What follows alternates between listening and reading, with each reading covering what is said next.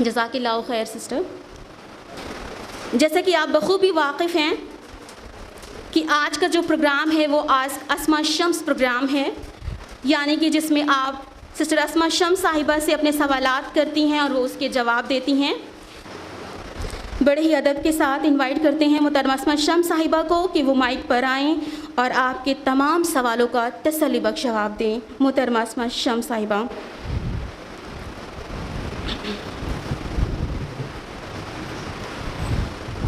الحمدللہ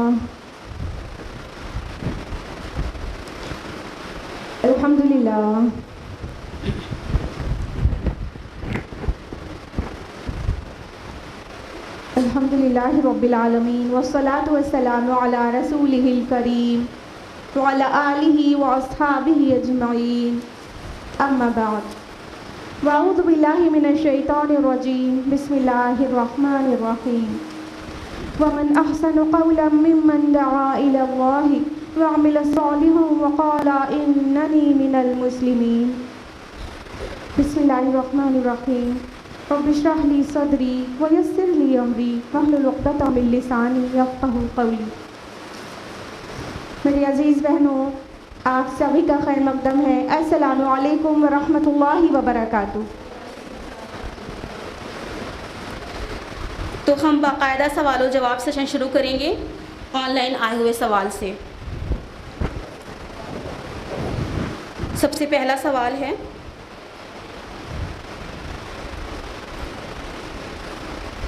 Now we have a very practical question جو کہ سسٹر رادفہ سے ہے. سسٹر رادفہ سوال کرتی ہیں جو کہ بائی پروفیشن ٹیچر ہیں اور کانپور سے بلانگ کرتی ہیں. ان کے دو سوالات ہیں. پہلا سوال، ہاؤ ٹو گین خشوع ان صلاح. اچھا سوال ہے. بہن کا سوال ہے کہ صلاح میں خشوع کیسے حاصل کریں. سب سے پہلے خشوع کا معنی جان لیتے ہیں. لفظ خشوع خا شین عین سے ہے. خشع جس کا معنی ہوتا ہے کسی سے خوف میں، ادب میں ہمبل ہو جانا، جھک جانا، تواضع اور انکساری کرنا اور اپنے کو پست کر دینا اور سامنے والے کو عظمت، اس کی عظمت کا اعتراف کرنا. تو کسی عظیم ذات کے سامنے اپنے آپ کا اپنا تذلل اور اپنی پستی کو خوف کے ساتھ دکھانے کی فیلنگ خشوع کہلاتی ہے. اور ہم میں سے اکثر لوگ یہ جاننا چاہتے رہتے ہیں کہ صلاح میں خشوع کیسے لائیں. سب سے پہلے تو اس کی اہمیت جان لیتے ہیں کہ ضرورت کیا ہے کہ صلاح میں خشوع ہو. اللہ سبحانہ و تعالیٰ فرماتے ہیں قرآن حکیم میں سورہ مؤمنون سورہ نمبر 23 آیت نمبر 1 اور 2 میں فرمایا قد افلح المؤمنون الذین هم فی صلاتهم خاشعون. یقیناً مومنوں نے فلاح پالی جو اپنی صلاح، اپنی نماز میں خشوع کرتے ہیں. یعنی کامیابی پانے کے لیے صلاح میں خشوع ہونا بہت اہم ہے. اور ہم میں سے سب کی اکثر لوگوں کی پرابلم ہے کہ صلاح میں خشوع نہیں آ پاتا اور کیسے لایا جائے. دیکھیے صلاح میں خشوع نہ ہونے کا جو سب سے بڑا ریزن ہے، سب سے اہم، وہ یہ ہے کہ ہم صلاح میں جو کچھ ریسائٹ کرتے ہیں اس کو سمجھتے ہی نہیں. ہم نے تو بچپن سے کچھ صورتیں یاد کر لی ہیں اور اس کو بس دہراتے رہتے ہیں اور سمجھتے کچھ بھی نہیں. جو بھی چیز صلاح میں پڑھی جاتی ہے، قرآن مجید کی صورتیں، دیگر اذکار، وہ سب کا معنی اور مطلب ہم نہیں سمجھتے، لہٰذا ہمارا مائنڈ انگیج نہیں ہوتا اس کے ساتھ. یعنی ہمیں جو چیز بہت اچھی طرح سے میمورائزڈ ہے اور بچپن سے میمورائزڈ ہے تو اس کو ہمیں ریسائٹ کرنے میں چونکہ سمجھ میں نہیں آتا تو ہمارے دماغ کا بہت کم حصہ انوالو ہوتا ہے اور وہ ہم فٹافٹ پڑھتے چلے جاتے ہیں کیونکہ وہ بچپن سے پڑھتے چلے جا رہے ہیں. تو چونکہ ہم بالکل میکینیکل ہو چکے ہیں اس کو پڑھنے میں اور سمجھ نہیں رہے ہوتے تو ہمارے دماغ کا بہت کم حصہ آکیوپائڈ رہتا ہے اور بہت زیادہ حصہ ایمٹی رہتا ہے. تو جو ایمٹی حصہ ہوتا ہے دماغ کا، خالی، وہ دوسری چیزوں میں لگ جاتا ہے اور ہمارے دماغ میں طرح طرح کے خیال آنے لگتے ہیں جبکہ ہم سلام پڑھ رہے ہوتے ہیں, ہم اللہ سے باتیں کر رہے ہوتے ہیں. تو وہ جو خالص ہے دماغ کا, کسی کے اس دماغ کے حصے میں کوئی مووی چلنے لگتی ہے, کسی کے کرکٹ کا اسکور بورڈ چلنے لگتا ہے, اور کسی کا بگ بازار چلنے لگتا ہے, ڈیپینڈس کس کی کیا انٹرسٹ ہیں. تو اس کا ایک سولوشن یہی ہے کہ ہم جب صلاح میں جو چیزیں بھی ریسائٹ کرتے ہیں, سورہ فاتحہ ہو, صورتیں ہو, اور رکوع سجود کے اذکار ہوں, تشہد کے اذکار, وہ سب کا معنی اور مطالب ہم کو پتہ ہونا چاہیے.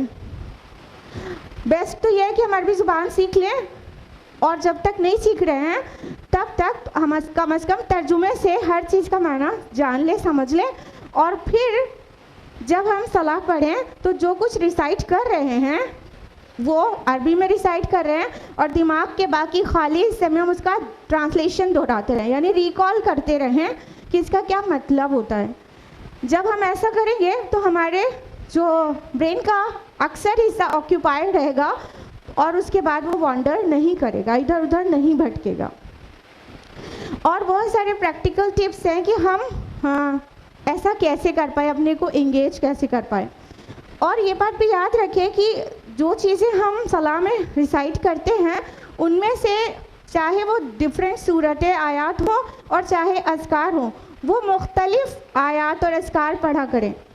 جیسے کہ ضرورت نہیں ہے کہ صرف ہم آخری پارہ کی آخری 10 صورتیں وہ بس یاد ہے بس وہی پڑھتے چلے جاتے ہیں. نہیں, حفظ القرآن کرتے رہیں, بیچ بیچ میں کچھ اور نئے آیات یاد کرتے رہیں. جب وہ نئی آیات ہم پڑھیں گے صلاح میں تو پوری طرح سے ہمارا مائنڈ انگیج ہوگا وہاں پر, اور وہ میکینیکل وے میں ہم ریسائٹ نہیں کریں گے. تو نئے, اور پھر اذکار رکوع سجود اور تشہد کے بھی بہت مختلف اذکار بھی ہیں, تو ان اذکار کو بھی یاد کریں, سجدے کی مختلف دعائیں یاد کریں, اور الگ الگ ٹائم الگ الگ دعائیں پڑھا کریں, تو مائنڈ پوری طرح بزی رہے گا, تو دماغ بھٹکے گا نہیں. اس کے علاوہ بہتر یہ ہے کہ تھوڑی آواز کے ساتھ ریسیٹیشن کریں جو آپ کو خود سنائی پڑے, تو تھوڑی سی آواز اپنے کان میں جاتی رہے گی تو بھی انگیج رہیں گے آپ. اس کے علاوہ صلاح شروع کرنے سے پہلے تکبیر تحریمہ جب کہتے ہیں تو تھوڑا کچھ سیکنڈ یا 1 منٹ رکیں, ذہن کو پلان کریں, مینٹل پریپریشن کریں کہ ہم تکبیر تحریمہ کہتے ہیں تو ایسے ہاتھ اٹھاتے ہیں نا, واٹ ڈز اٹ شو, کہ ہم پوری دنیا کو پیچھے ڈال رہے ہیں. ہم تو اپنے رب کے سامنے حاضر ہو رہے ہیں, پوری دنیا کی چیز کو پیچھے ڈال رہے ہیں. تو تکبیر تحریمہ تب تک نہیں کہیں, 1 منٹ لیں, 30 سیکنڈ لیں یہ سوچنے کے لیے کہ ہم دنیا کو پیچھے ڈالنے جا رہے ہیں, اب میرا وقت میرے خالق کے ساتھ گزرے گا. تھوڑا سا مینٹل پریپریشن کریں, پھر اس کے بعد تکبیر تحریمہ کے ساتھ صلاح میں داخل ہو, مائنڈ پریپیئر کر لیں. اس کے علاوہ وہ والی حدیث یاد کریں جو حدیث قدسی ہے, اس کو مائنڈ میں ریکال کریں کہ اللہ تعالیٰ ہمارے ہر الفاظ کا جواب دے رہا ہے, جو کہ صحیح مسلم سے ٹرانسمیٹڈ ہے, اور حدیث قدسی ہے, قسم الصلاۃ بینی و بین عبدی نصفین. اللہ تعالیٰ فرماتے ہیں کہ میں نے صلاح کو یعنی فاتحہ کو, سورہ فاتحہ کو اپنے اور اپنے بندے کے درمیان آدھا آدھا بانٹ دیا ہے. تو جب میرا بندہ کہتا ہے الحمدللہ رب العالمین, تو اللہ تعالیٰ جواب دیتے ہیں کہ میرے بندے نے میری حمد کی. جب کہتا ہے الرحمن الرحیم, تو اللہ تعالیٰ کہتے ہیں میرے بندے نے میری بزرگی بیان کی. جب بندہ کہتا ہے مالک یوم الدین, تو اللہ تعالیٰ جواب دیتے ہیں میرے بندے نے میری پاکی بیان کی. جب بندہ کہتا ہے ایاک نعبد و ایاک نستعین, تو اللہ تعالیٰ جواب دیتے ہیں کہ یہ میرے اور میرے بندے کے درمیان ہے. اور جب بندہ کہتا ہے اہدنا الصراط المستقیم صراط الذین انعمت علیہم غیر المغضوب علیہم ولا الضالین آمین, تو اللہ تعالیٰ جواب دیتے ہیں بندے نے جو کچھ مانگا اسے دیا گیا. تو محسوس کریں اس کو کہ ہم جو کچھ کہہ رہے ہیں, جب سورہ فاتحہ پڑھ رہے ہیں میرا اللہ جواب دے رہا ہے, ہر آیت کا جواب دے رہا ہے. محسوس کر کے پڑھیں تو انشاءاللہ تھوڑا مائنڈ انگیج ہوگا اور صلاح میں خشوع آ پائے گا. اس کے علاوہ آپ دیکھیں گی کہ جو پوائنٹس ہم آپ کو بتا رہے ہیں وہ ساری چیزیں کرنے کے بعد بھی بہت ممکن ہے کہ وہ پوری خشوع والی صلاح نہ ہو پائے. یعنی یہ ساری چیز فالو کرنے کے بعد بھی ہماری صلاح صحابہ کی صلاح کی جیسی نہیں ہو جائے گی. پتہ ہے کیوں؟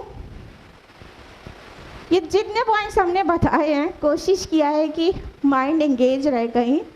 یہ تو جسٹ پریزنٹ مائنڈیڈنس کے لیے ہے. جب وہ ایبسنٹ مائنڈیڈ رہتے ہیں نا تو اس سے سب سے پہلے تمہیں یہ کرنا ہے نا, پریزنٹ مائنڈیڈ ہونا ہے. تو پریزنٹ مائنڈیڈنس کے لیے یہ ساری چیز تو کام کرے گی, تھوڑا تھوڑا انگیج تو رہے گا دماغ. لیکن وہ جو ہیوملٹی, وہ جو خشیت, وہ جو آنکھ سے آنسو درکار ہیں, اس کے بعد بھی اسٹیبلش نہیں ہو پائے گا. کیوں؟ کیونکہ ایکچولی صلاح میں خشوع وہ ایک کیفیت ہے اللہ اور بندے کے درمیان کے رشتے کو اصل مظہر ہے. جو اللہ کا بندہ اپنے رب سے سچی محبت کرے گا, تمام حرام سے بچے گا اور اللہ تعالیٰ کی بات مانے گا اور اس کے ساتھ اس کا ریلیشن اچھا ہوگا, تو وہ بندہ جب صلاح میں جائے گا تو وہ ریلیشن کی ایک مزید کیفیت کے ساتھ خشوع طاری ہوگا. ذرا سوچئے کہ اگر کوئی انسان کسی سے بہت زیادہ محبت کرتا ہے تو اس کی ناراضگی سے وہ تو خود بخود اس کی آنکھ میں آنسو آ جائے گا نا. فلاں ناراض ہے کیا, پھر آنکھ میں آنسو آ جائے گا, پھر وہ رونا شروع کر دے گا. لیکن اگر کوئی کہے کہ تم اس کی وجہ سے رو, تو ہو پائے گا کیا؟ جس سے محبت نہیں کرتے اس کی وجہ سے رو پائیں گے کیا؟ کوئی زبردستی ٹیمپریری سچویشن دے کے کہے تم اس کی وجہ سے رو لو تھوڑا, نہیں ہو پائے گا نا. یہی بات ہم سمجھانے کی کوشش کر رہے ہیں. صلاح میں خشوع ایک کیفیت ہے جو بندے اور رب کے بیچ میں, جو اس کا نارمل صلاح سے باہر جو رشتہ ہے, اس رشتے کو مزید کیفیات کے ساتھ اس کا مظہر ہو جاتا ہے. تو جب حرام سے بچیں گے, رب کی نافرمانی سے بچیں گے اور تقوی والی زندگی گزاریں گے, تب یہ ہو پائے گا کہ جب صلاح میں کھڑے ہوں تو ٹانگیں تھر تھرائیں اور روئیں کھڑے ہو جائیں اور آنکھ اشک بار ہو جائے, اور وہ خشوع والی کیفیت, یہ ہیوملٹی, عاجزی, انکساری, وہ طاری ہو جائے. یہ تبھی ہو پائے گا. تو اس لیے باقی صلاح سے باہر والی زندگی کو اپنی ریکٹیفائی کرنا ہوگا, وہ ہمارے اعمال, اس کے بعد صلاح میں صحیح خشوع حاصل ہو سکے گا. امید ہے جواب مل گیا ہوگا. جزاک اللہ خیر.